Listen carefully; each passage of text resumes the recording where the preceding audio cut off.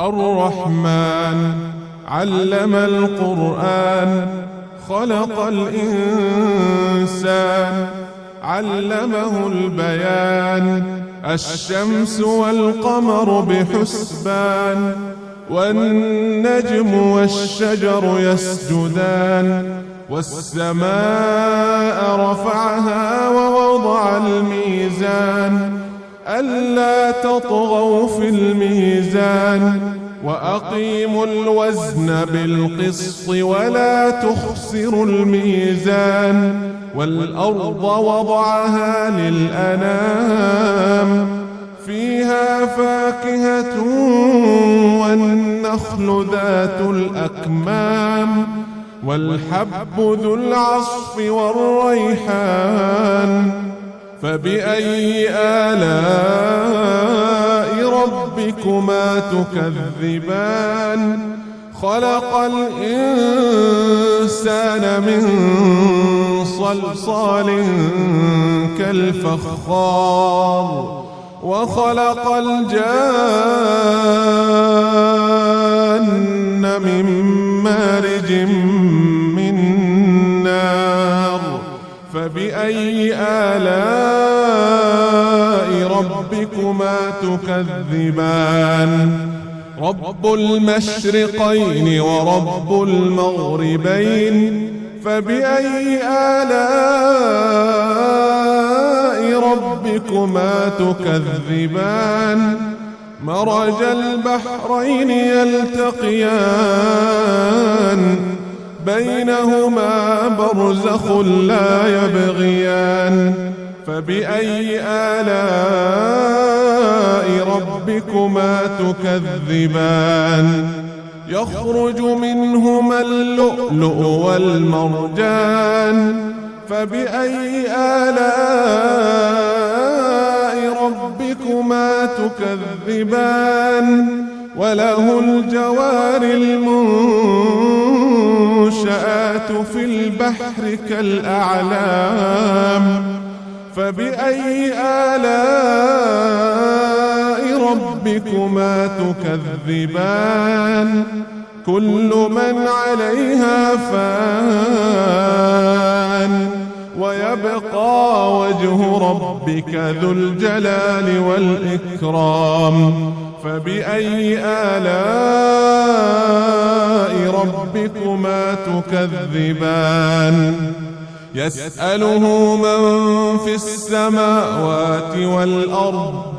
كل يوم هو في شأن فبأي آلاء ربكما تكذبان سنفرغ لكم أيها الثقلان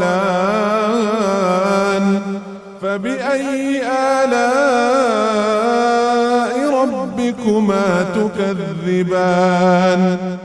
يا معشر الجن والإنس إن استطعتم أن تنفذوا من أقطار السماوات والأرض فانفذوا لا تنفذون إلا بسلطان فبأي آلاء ربكما تكذبان يرسل عليكما شواظ من نار ونحاس فلا تنتصران فبأي آلاء ربكما تكذبان فإذا انشقت السماء فكانت وردة كالدهان فبأي آلاء ربكما تكذبان فيومئذ لا يسأل عن ذنبه إنس ولا جان فبأي آلاء ربكما تكذبان يعرف المجرمون بسيماهم فيؤخذ بالنواصي والأقدام فبأي آلاء ربكما تكذبان هذه جهنم التي يكذب بها المجرمون يطوفون بينها وبين حميم آن فبأي آلاء ربكما تكذبان ولمن خاف مقام ربه جنتان فبأي آلاء ربكما تكذبان ذواتا أفنان فبأي آلاء ربكما تكذبان فيهما عينان تجريان فبأي آلاء ربكما تكذبان فيهما من كل فاكهة زوجان فبأي آلاء ربكما تكذبان متكئين على فرش بطائنها من استبرق وجنى الجنتين دان فبأي آلاء ربكما تكذبان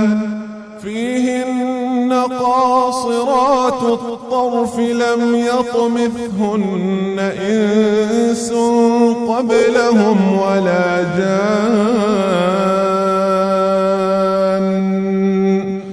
فبأي آلاء ربكما تكذبان كأنهن الياقوت والمرجان فبأي آلاء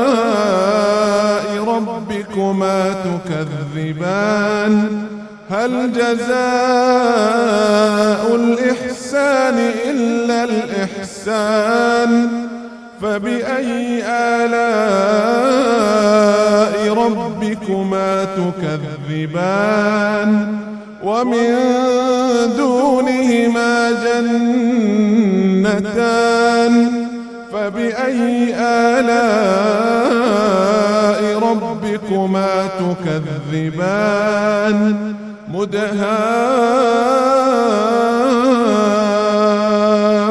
مدهامتان